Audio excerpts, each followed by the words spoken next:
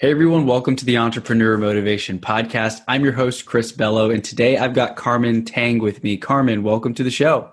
Hi, how are you doing, Chris? Great, how are you doing? Yeah, very well, thank you. It's I'm got a glad we got a bit of chance a to time difference connect. here, but we managed Yeah, to connect and find a time that works. quite a bit Very of a well. time difference. You're over in Singapore, right? Yes. Awesome. And full disclosure, just to kind of tell on myself, last time we were supposed to connect, my alarm didn't go off and I woke up like right when we were supposed to talk. I think I talked about that on a previous episode or on my story or something. So now the audience knows that it was my fault that we had to reschedule. But I'm so glad we got a chance to connect today. I actually woke up at 5:30 a.m. this morning, Houston time. So I got my morning routine done and we're ready to Brilliant. go.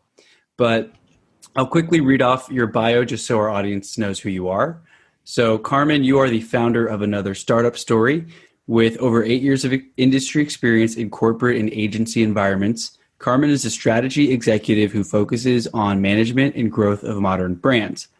As an ex-financial controller of a global creative agency, she has specialist knowledge in business and marketing strategy and content creation.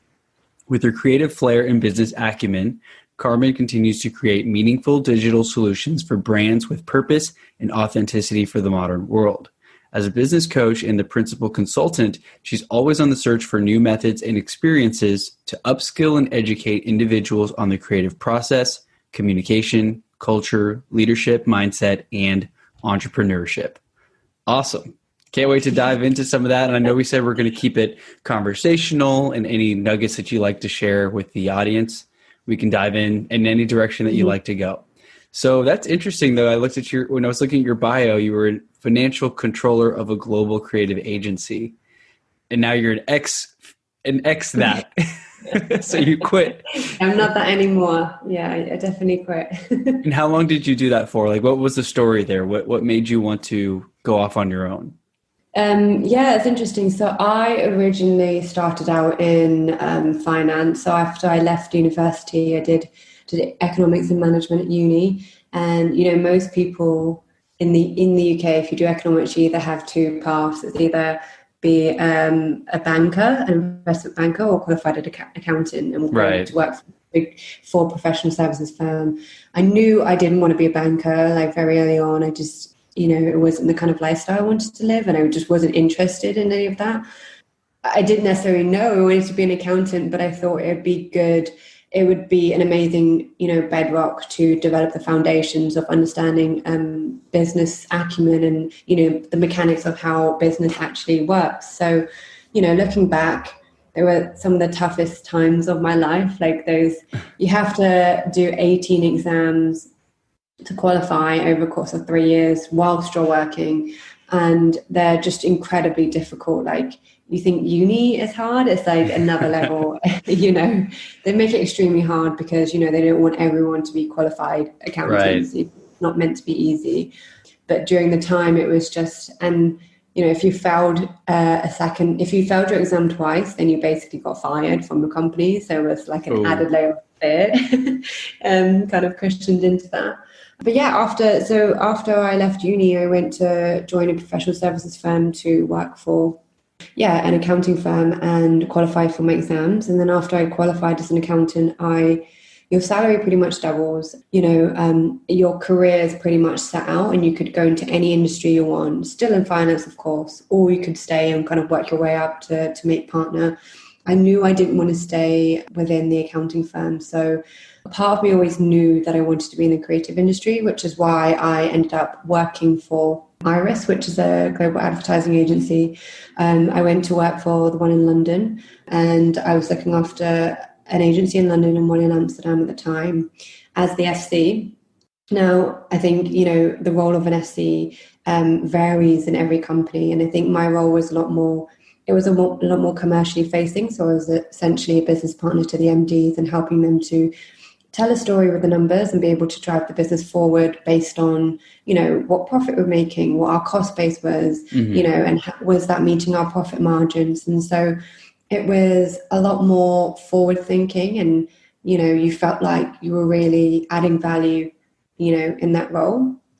And then a few years down the line, the COO basically asked me to move to Singapore to cover someone on maternity leave, which is why I'm here, I guess. And it was originally meant to be a 6-month stint. So it's just like, yeah, he called me up one day. He was in New York at the time. She's like, what do you think about Singapore? And at the time I was like, I mean, I'm not from there. I'm originally from Hong Kong, but I was born and raised in the UK. Okay. And yeah, so I was like, oh, I haven't really thought about it. But, you know, I had itchy feet at the time and I knew I wanted to explore, you know, living in a different country. And so obviously I said yes. And I was like, oh, when do you need me to move? And he's like, next month. Managed to negotiate it down to like 3 months, and, you know, I had a really good summer in London.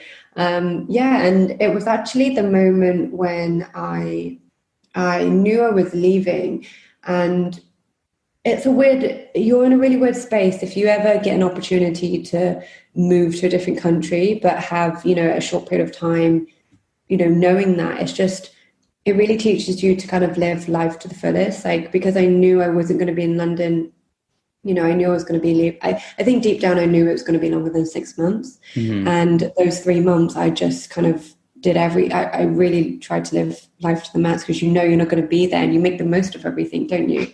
Yeah. So it was then when I was just trying like loads of different things. I was speaking to people, and I had the idea to start a podcast actually. So Another Startup Story originally was meant to be just a podcast, just very similar to yours, just kind of like educating and inspiring people to start, you know, not necessarily a business, but a passion of their own, and to build a life around what they felt passionate about.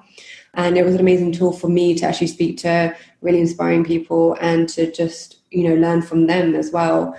And then when I moved to Singapore, I had a lot of spare time. You know, when you move to a new city, you kind of don't have many friends. And so I spent a lot of my weekends and evenings just working on the concept of it, just fleshing out the business model. It first started out as like an online magazine, you know, with the editorial interviews and the podcasts. And then eventually I started offering business coaching to creatives, helping them with their business acumen and helping them through the kind of thought process and the practicalities of what to do to, you know, set up. Like, you have an idea, but how to get that down on paper is actually quite difficult for a lot of people, because I think, you know, many people have an idea, but it's the practical steps and building a roadmap to actually get to it, you know, and have the discipline to actually do it yourself. That's usually the biggest hurdle for most people.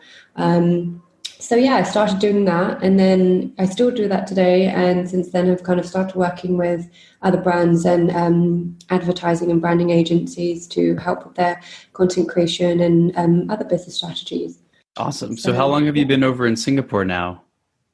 I've been there for just over 2 years now. It's been just over 2 years. Yeah. Awesome. So I'm just curious on the timeline. So once your company had sent you to Singapore for the opportunity, how long was it after that you were like, hey, I'm just going to do my own thing? And yeah. Are you still involved with that company at all in any way, or you kind of parted on good terms?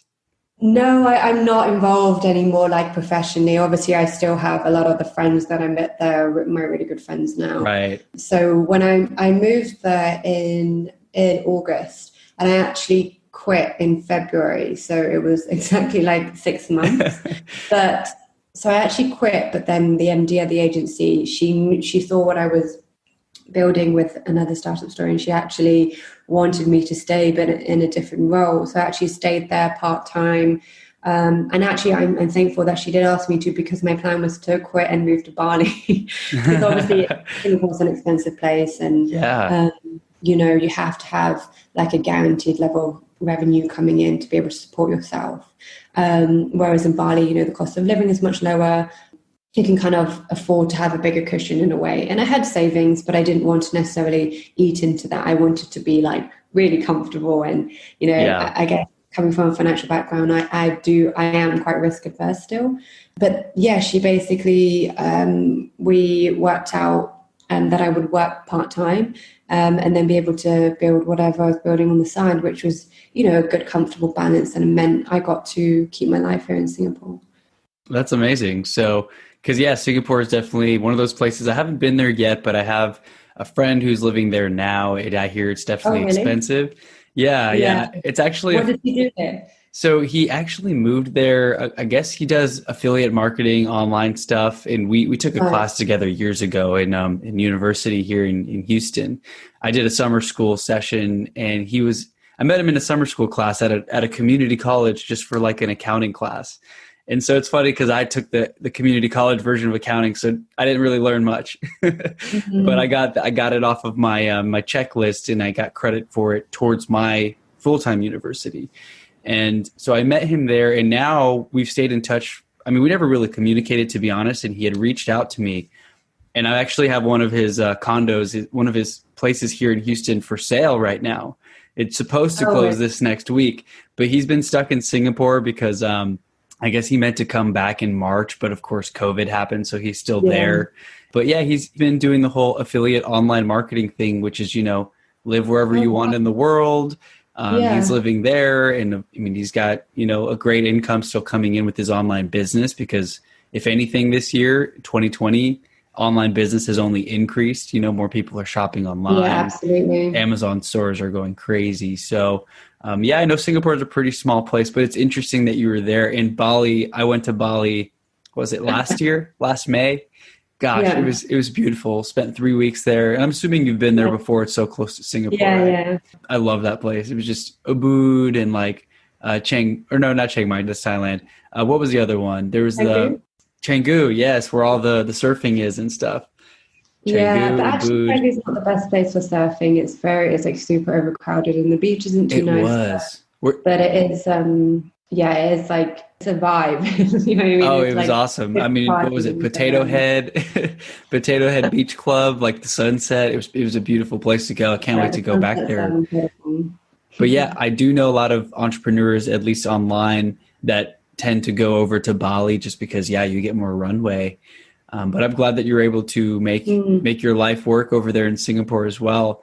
And I'm sure you've made a lot of friends out there just from being there for 2 years now. Yeah, I mean, I think, for anyone moving abroad, it is really difficult. And I think to put it quite bluntly, I'm at a stage in my life where, I'm not like at uni, I just wanted to be friends with everyone and I was very sociable, always going out. But, as you get older, you become a lot more selective with who you surround yourself with. Yes. So I think it's been, it's tough trying to find like your tribe and the people that you really connect with and, share the same values and interests as you. But, as with anything, as with any relationship, it takes time. And I think sometimes we just kind of want it so instantly. But I appreciate that, the best relationships take a lot of time to cultivate. Yeah, I think it's been quite tough, obviously, during COVID to try and continue building these relationships. But, Yeah. some of the friends that I met, the good ones that I've lasted were through just going to events which, were around similar interests, like even entrepreneurship events. I went to quite a few when I first moved here, as opposed to meeting people on nights out or like at the Hmm. pub. But yeah, I think it's interesting. I trying to build, a life in Singapore. It's obviously very different to Bali, but I think I now, looking at the difference, I'm definitely a city girl, and I feel like I need to be plugged into almost like that ecosystem. And in Bali, it can be you can feel quite secluded, and Yeah. it's very cut off from the real world. And it's not, you kind of are living in a bit of a dream bubble, I feel like sometimes. Right. A lot of vacation vibes and everyone's partying and Yeah. going out. It's hard. I guess I see that and I would be tempted to not get that much work done because you're got your laptop on the beach, but how much working are you really doing if your friends are partying and you hear music and you can grab a surfboard and go surf, Yeah, totally. It's right? funny So the actually. I was when discipline. I interviewed. I don't know if you ever went to Outpost in Canggu. I think they've got one in Canggu and Ubud. It's I a don't know if really I big did. co-working space in Bali. Oh, I didn't check it Um, out. I wish I yeah, the did. founder is a guy called David, also an American, and he's lived all over the world, and he's actually based in Singapore now, but he lived in Bali for a long time, and he was just saying how, it's just so difficult. You don't have that kind of structure, and you have to be so disciplined. Yeah. So for anyone who wants to move to Bali, it's great, but you have to have, real discipline. And I think in general, if you're 100% online, it's fine. But if you're kind of half online, half offline, it's quite hard to find new business, in the Hmm. traditional sense. Obviously, it depends on your discipline, but Right. yeah, really, really do your research. Don't get sold into the Instagram Bali life. It can be tempting, but going back to whenever you moved over to Singapore, I like what you said about when you realized you had only 3 months before you were going, you really enjoyed them. And I kind of had a similar experience with a previous company. I knew that I was going to have an international assignment at some point, but it was like picking straws or something from a hat because we didn't know where we were going to go. We knew we had locations in Germany, in Singapore, in Dubai, in Abu Dhabi, and it was oil and gas. So we were all over the place. But I didn't know where we were going to go, and we kind of got to our request where we wanted to go, and everyone wanted to go to Germany because then you could connect to everywhere in Europe. And if you're there for 6 months, you could have done everything, right? Yeah. And so I really wanted to go to Germany, but so did everyone else in my program. There were 6 of us in the same class. And I think 3 were chosen to go to Germany. 1 was chosen to go to Singapore. And 1 or 2 of us, there were a couple of different other years that were also going on international assignment. It was like a 3-year program. And I ended up going to Dubai. And so I found out, and I loved it. I mean, it was a great time. I was there for 6 months, actually like 7, because we had a little bit of an issue and they took our passports for like 2 months.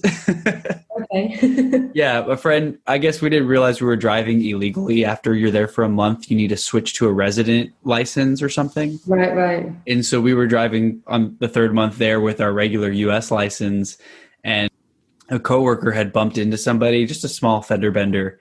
But then the police were trying to arrest him because they were saying that he was driving illegally because his temporary license had expired. So I went to go get him from the jail, and the only way they would let us go is if I gave them 2 passports, because I guess they don't want you to try to leave the country without paying a fine or getting it resolved. I was like, wait, why do you need my passport? I didn't do anything. But but in any case, it came down to the wire. Yeah, but it's very stressful. I'm sure, like you found when you were there, even if you have a company, we had a public relations person, or I think that's what his title was. And he didn't do a very great job of telling us what to do. So we didn't know about the license thing at all. We thought we were driving legally. Right. And then finding out when you're getting into the country, we had to get like a medical exam, and I was driving. I had a little GPS, but it wasn't really working. It's kind of a fun adventure, but at the same time, you're like, I don't know the language. This guy's talking to me in Arabic because I kind of look like I could be from there, but I'm not, and I don't speak. I was like, people would be like, hey, they start talking to me in Arabic. I don't know what they said. And I'm like, I don't speak any Arabic. I'm sorry.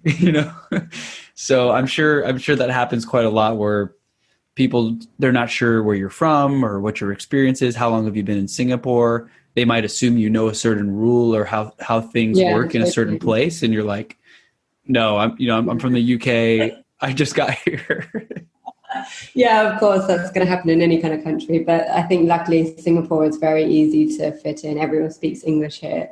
They call it English here because there's obviously a very strong, thick Singaporean accent. But it's, and obviously being Asian anyway, I kind of fitted in quite well. And I speak Cantonese, and the elder generation usually actually, speak Cantonese. So for me, I found it probably was, if I had to pick one country to move to, which would be the easiest, it probably would have been Singapore. Probably would have even been harder for me to move to Hong Kong, which is where my parents are originally from, because my Cantonese, it's good, but it's not, it's not great. And people are less tolerant to you, especially if you look Chinese. They really expect you to, your Cantonese to be perfect. Bring perfect, basically. So, and Singapore is quite different. I guess in Dubai, it's obviously a very heavy expat-focused country, but also there's very strong customs and rules. So I can imagine that must have been quite difficult, kind of. Oh, yeah. When I went to the court or whatever, or the police station, it was interesting. I'm thinking I could just go there in shorts, like it's the US, and they're like, you need to be covering your knees or wearing pants. And I'm like, okay. But I'm a guy. The rules apply to me too. Like, cause I know you've got to wear certain things. Like the women have to wear certain things in, the abaya, I think it's called. I can't remember. It's been a few years since I've been there, but the first time I rolled up to the police station to get my ticket sorted, and this was a long process. We had to go there multiple times. I had to find one of my dad's friends who lived in Dubai to help us out, but it's kind of fun because it's a little bit of an adventure, right? Whenever you travel to a new country, I love the feeling of, like in Japan, getting on the trains, the conductor I spoke to spoke no English, and I'm just trying to like figure out where to go in the city. And I'm like, this is kind of cool. Let me get off at this stop. Oh, it's the wrong stop. How do I? It wasn't fun when I was trying to catch my flight and I kept getting off and on at the wrong stations. But there's something about getting in that space of the unknown where you are starting, you get used to adapting very quickly, right? Where it helps with entrepreneurship too, because I'm rolling with the punches. Nothing really scares you at a certain point. You mean to a certain level, because you're used to the uncertainty and you're like problem solving one after the other. Okay, what's this problem? How do I push through? Have you noticed that for yourself as well? I'm sure you've traveled quite a bit from what it sounds like. I'm a big traveler. I've done, I think I've done about 32 countries. It's probably not a lot compared to some other people, but I do love traveling. I do. Yeah, it's a really great way. I feel like I stay inspired just because, just exploring and discovering new cultures and meeting new people and, even the locals and being plugged into the community. It really challenges your perspective on the way that you see life. And I think that is what is so enriching. You develop a really open mind. And I agree. I think that being in the unknown is definitely, this year has been like another level of uncertainty, of course, but I think the more you get thrown curveballs, the more you learn to adapt. You're like, whatever happens, you'll figure it out and you're not going to die. It's going to be tough times, but I think once you adopt that mentality, it's like, I'll figure it out. It's very empowering too. You open more challenges, and with more challenges come more growth, and obviously, more learnings and wisdom and funny stories. So exactly. Sure. Exactly. One other guest that I recently interviewed, I think he said it was Buddha, that mentioned disinterested work, where whenever you're doing work and you're not that you're not interested, like of course you want to be engaged and stuff, but like you're not tied to the outcome, is what he said. Like when you're doing work and you're putting your passion into it and you're spending all your time and energy on it and you're not expecting a certain result, that's like the powerful area where the results come. And I've noticed that for myself. This is my best real estate month, and I feel like I've been working the least because I'm just like, I'm attracting business. I don't have to do anything. It's going to come to me. And it's been working. Maybe it's just a fluke, but it's pretty awesome. Totally. No, it's interesting you say that, because I think, I see a lot of businesses or people who start, there's so many different types of startups, right? People kind of think of when people think of startups, most people think of Silicon Valley tech companies. Yeah, totally, which is not the case. There's like, a lifestyle online business, which is what I do and what I teach other people to build, bought out of passion, or maybe it's an industry that you've been working in and you've developed that niche skill, which you can then pass on to others. But generally speaking, it takes at least a minimum of 2 to 3 years to build like stable revenue from something you're creating of your own, because there are so many different ways. Even if you are good at what you do, learning to price correctly, building a pipeline of clients, like going out to network. You could be the best networker, but really bad at your job, and so therefore losing clients and overburn. There's so many other factors, and so generally speaking, it's a bit of a long run game. And I think, again, people kind of expect instant results and they want to be earning straight away. But, that's why I say you do have to be a bit crazy to start your own thing, because a lot of people don't end up taking a salary in the first like 1 to 2 years. And so you have to be prepared to, not be earning much, but then further on down the line, you have like uncapped income potential, as opposed to working in a full-time job where your salary pretty much is static, or goes up very kind of gradually. When you have your own thing, your income sometimes is really low, sometimes it's really high, but it just depends if you the type of character to be able to manage that like velocity and volatility. So it's definitely, I think the mindset side of things is really important, which is why you see a lot of entrepreneurs kind of delving deep into personal development and just getting rid of limiting beliefs.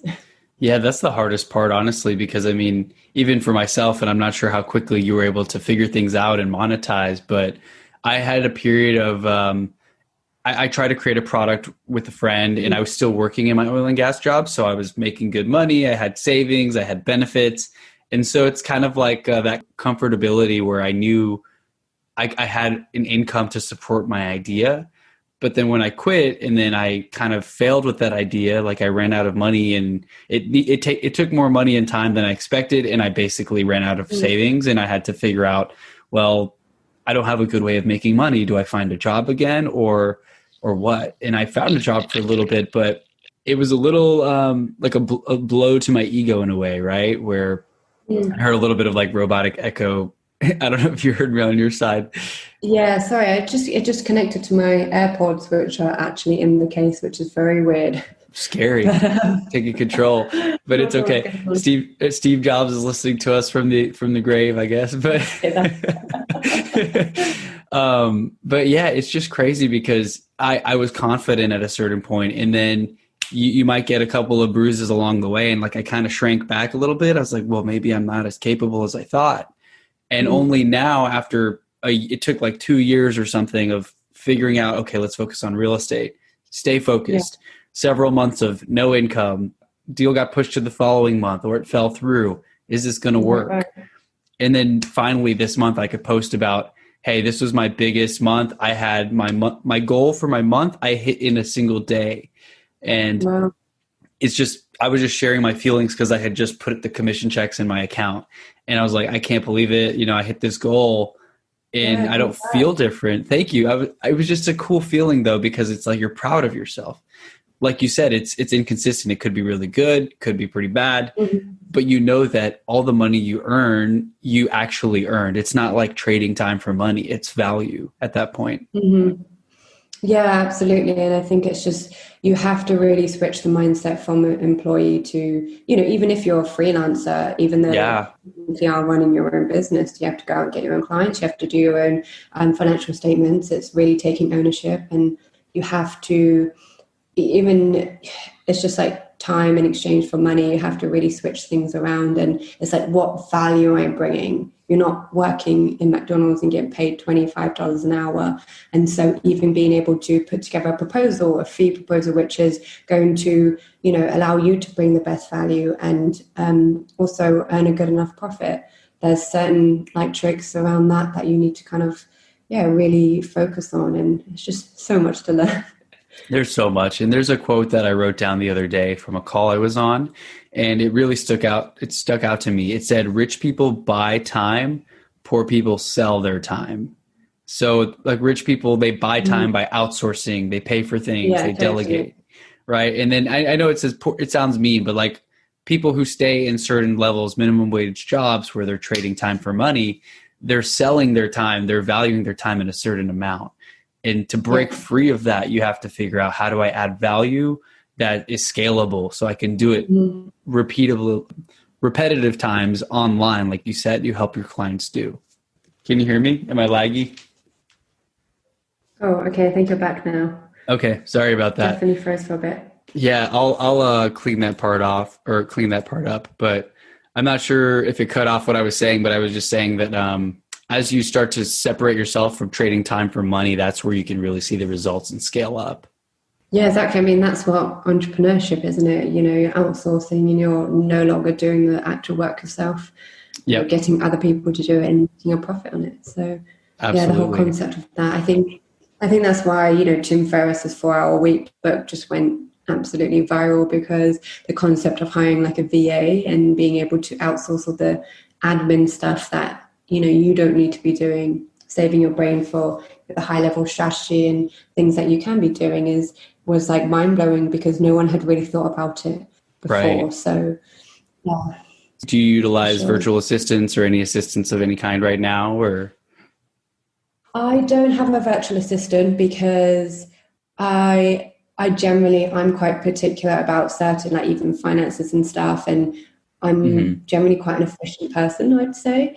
But I do have like a marketing exec who helps me a lot with the company, and she does a lot of the transcribing and everything. And she's just, you know, she's also an aspiring writer as well. So she helps a lot with, you know, kind of executing things. And she's just, I don't know, I couldn't do anything without her. So I can say her value has just been, immense. That's great. No, because it's awesome is whenever you can find someone to help with anything, because even at first, I read the 4 Hour Work Week back in 2017, but I was still in my day job. I didn't know how I could utilize a virtual assistant or get help with Exactly. anything.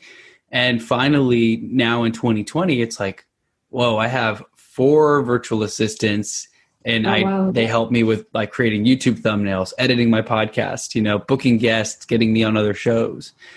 And it's cool to see where I've come, because 3 years ago I had no idea, like, what would I use a virtual assistant for? And now it's Yeah. like, ooh, maybe I can just speak into my voice app and say, hey, can you schedule a haircut for next Tuesday? And it's on my calendar, right? Like, Yeah. Wow. it's incredible to see once you make those connections and you start to just work forward. But I'm always interested in asking others like who they're using for help, because I get new ideas for how I can hire on help with my real estate stuff too. Yeah. Where do you find your virtual assistants? So I actually found one of them through a referral. It was a friend who's doing like a virtual assistant agency type thing where he sells the vision and what the outcome could be, and he's got the team who can build the sites or do coding and create like basic apps and stuff like that. Yeah. So he actually connected me to one of his first, who's been editing all my podcasts. And then I went on to Upwork.com. I know there's a couple different sites, but I found my personal assistant on there, and she's been doing a great job. And I was about to go find the others, but then I was like, wait, let me test this. And I just told her, hey, can I pay you to find me 2 other people? And she interviewed 2 or 3 people and made a summary with her recommendations of, this person's English was like, okay, but they were a little slow on the response. This person was very good English, really smart person. And all 4 of them are based in the Philippines. And so I've got a person who does my YouTube or my vlog video edits, my podcast edits, YouTube thumbnails, and then my personal assistant does everything from scheduling haircuts to booking guests on my podcast. Wow, that's amazing. Yeah, I definitely am looking to kind of expand more, but I think, I think it's a level of experience kind of working with other, younger juniors, and you end up kind of spending more time correcting their work or training them than, them actually getting the work done. So I think maybe you got lucky, but sometimes, I've heard of also really bad nightmares as well from friends, but it takes some time, because you can't just hire and then expect it to get done like the way you would do. So that's the part that annoys me sometimes, because I have to I don't like details and paperwork. I'm sure you're very detail oriented being from the financial side. I'm more about the ideas and the vision, and let's just go hang out with people and we'll figure it out later. So that took me some time to slow down and say, hey, I need to develop processes. I have to actually invest time in my people so they know what my expectations are. And so it's a lot that we have to manage when we go from a day job to doing everything on our own. Yeah, absolutely. So who's your primary client right now? I know you said right now it's a little more difficult to go out and find clients. Are you kind of reaching out, cold outreach, and doing Zoom calls, or any tips on what you found to be successful for this year? Yeah, I mean, this year. This is a long year. This year. This short year, you mean. Client that I'm currently working with is actually a branding agency that's based in Vietnam. Okay. It's a company called Vice. Oh, Vice. Awesome. Yeah, I know. It's a great name. The guy's actually, it's one co-founder is from the States, and the other one is, I think he's half Italian, half Vietnamese, but maybe from the States. I'm not sure. But they're really great. Surprisingly, obviously, I've never met them before, though we've been doing all of our calls and workshops online and just communicating through Slack, and it's proof that you can do it all virtually. Yeah. So it's been quite exciting. That's awesome. And I've been telling people too, for my stuff, I'm just using this as an excuse to do everything on Zoom. It's so much easier. You don't have to drive somewhere. I mean, I do miss the interaction and the events and whatnot face to face, but this is a pretty close second in my opinion. Whenever the internet isn't lagging and when everything works like it's supposed to. Oh, you've got a clear camera, so that helps. And a nice camera, you said? Yeah, the 1080p Logitech is what I use. I think it's called C290 or C920 or something like that. You're going to have to share this with me after. Yeah, I'll share it with you for sure. And so it's just really cool to connect with people. And I mean, what has been one of your biggest challenges, you think, with your another startup story and with what you're focusing on now, if you don't mind sharing? And how have you overcome that, or what are you doing to overcome it? Yeah, I guess biggest challenges is I think with, obviously when everyone was in lockdown or when the whole world was in lockdown, there's obviously been a huge decrease in budgets for, and usually consultants or, the marketing or branding space is usually cut first. And so that's been hard, as in like the B2B client side of things has been hard because Mm-hmm. you can't go out and meet people in person. You can't, like new business is difficult virtually. And obviously, during lockdown, people are just uncertain. So they're not making decisions quicker. And that has had a massive ripple effect on the whole ecosystem, of course. But I guess actually from the business coaching side, that's actually been the opposite. So I've had a massive rise in business coaching clients because I think people are realizing that actually they've had the mental space to really think, oh, now I want to start a business, or now I want to pursue my passion. I'm going to really take the time to invest in a coach and get someone to help me out.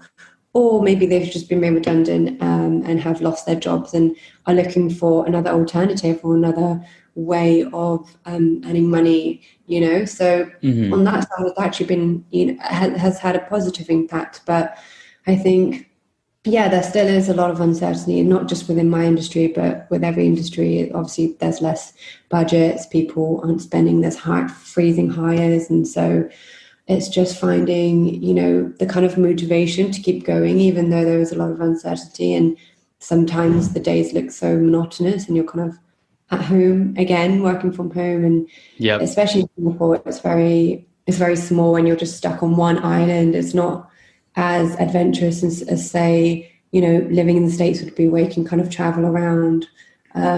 So, I'm sure everyone's kind of dealing with different challenges, like mentally, physically, and emotionally.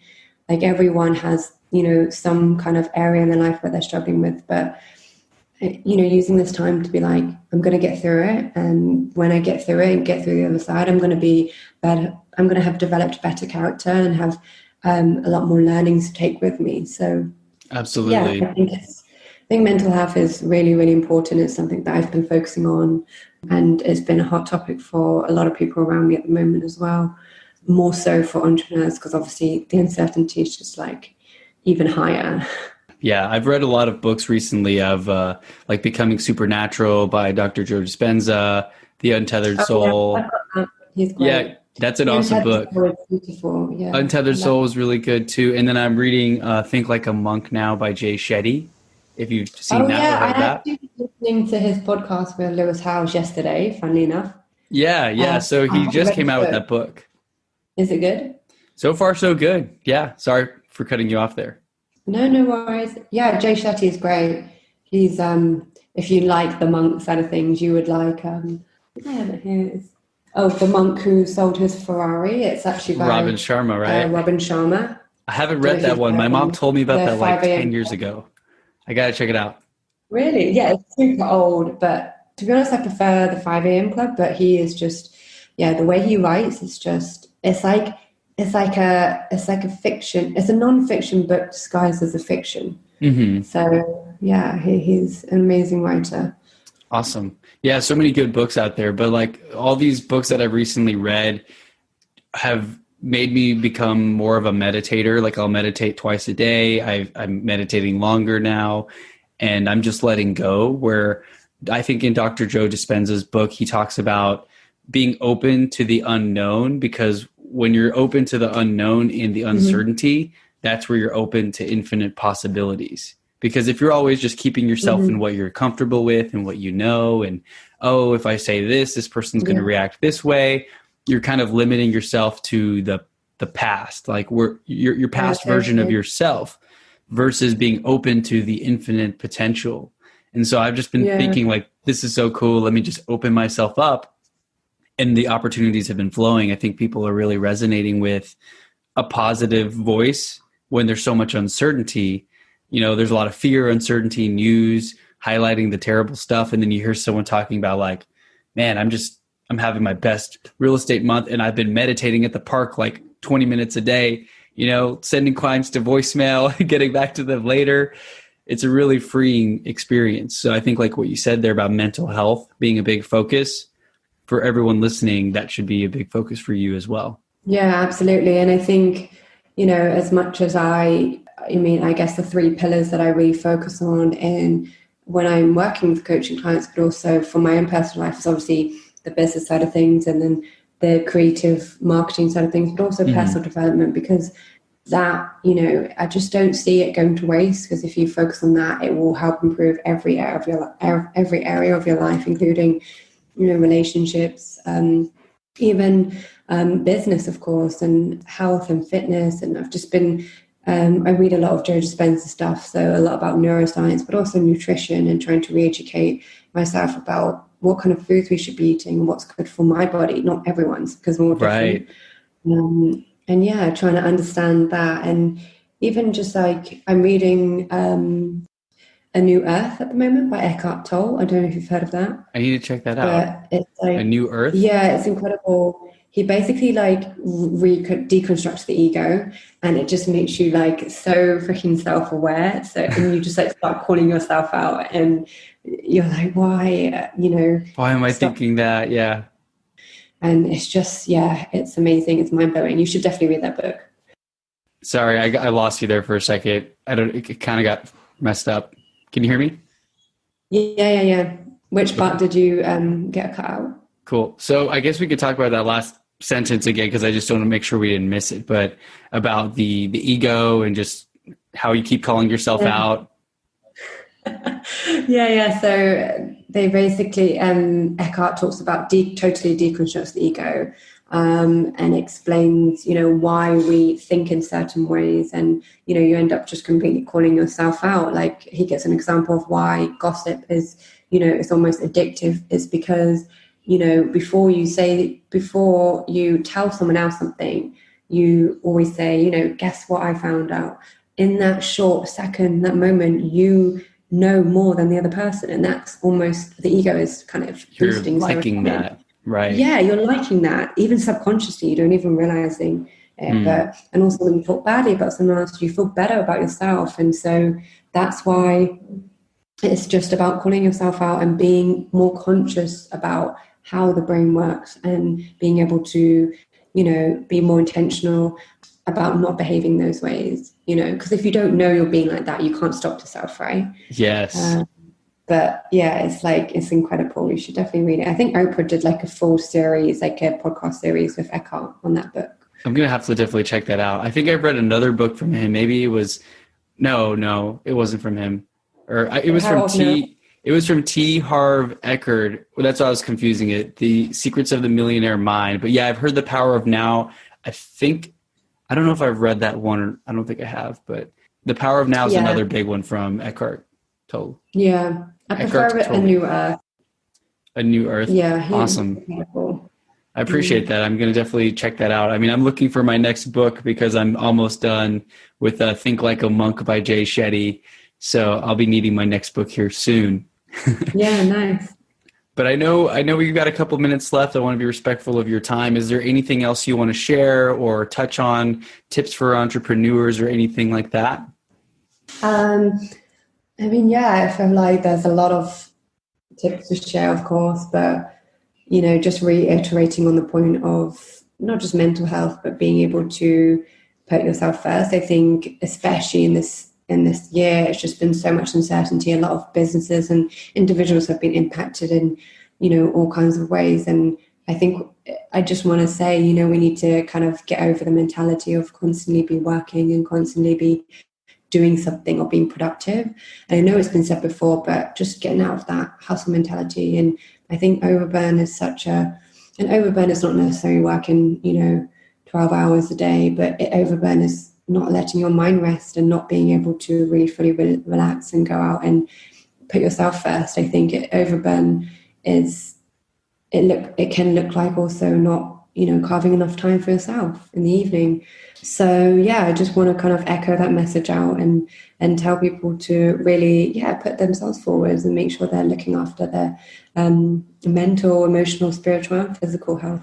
Yeah, that's a really good tip there, because it's very hard for entrepreneurs to draw the line. I remember the corporate role, right? Totally. You're check out at 5:00, you're done.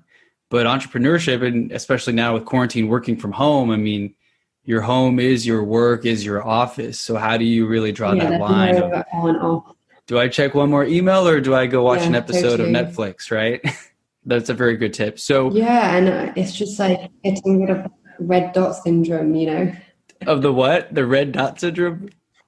Yeah, where you're like always checking your phone. I mean, yeah, it's really bad. I actually turn all of my notifications, not so much for my emails, but for like WhatsApp. I turn my notifications off Yes, now, and it's been a complete game changer. it has been. And now I'm the person who takes 2 days to reply sometimes. I'm like, oh, You do sorry. that too? Yeah. And I mean, hey, I think I kind of do it with emails sometimes I too, mean, if it's but urgent, they'll call me. yeah, you just have to do it for your own sanity. At a certain level, you get too many messages, right?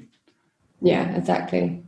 So, Carmen, where can our audience go to learn more about you, to connect with you, check out your podcast? Yeah, sure. If they just go to anotherstartupstory.com or on Instagram, I usually hang out there more at Another Startup Story. Just pop by and drop a DM and say hi. We're always welcome to new members of the community. Awesome. Yeah, I'll link everything up in the show notes and look forward to staying in touch and just following along on your journey. And I'm going to check out that book that you recommended by Eckhart Tolle. What was it again? A New World? Yeah, Awesome. I'm going to a link that new up in the earth. show notes. A new earth. A whole new A new world. earth. I'm thinking of like, what is it? Aladdin. Aladdin. Yeah, no, I'll send you a long list. I've got plenty if you like that kind of those kind of books. I can Yeah, any definitely book recommendations. you I'd can love share it in the that. show notes. But yeah, I'm often sharing book recommendations. I'm a big reader. Awesome. Well, thank you once again, Carmen. I'm glad we got a chance to connect, and let me Yeah, you're know if I can welcome. ever help, spread your message, or, we can get on another show, talk about a certain topic, whenever you're open. Yeah, absolutely. Thank you for having me, Chris. Thank you once again. Appreciate it.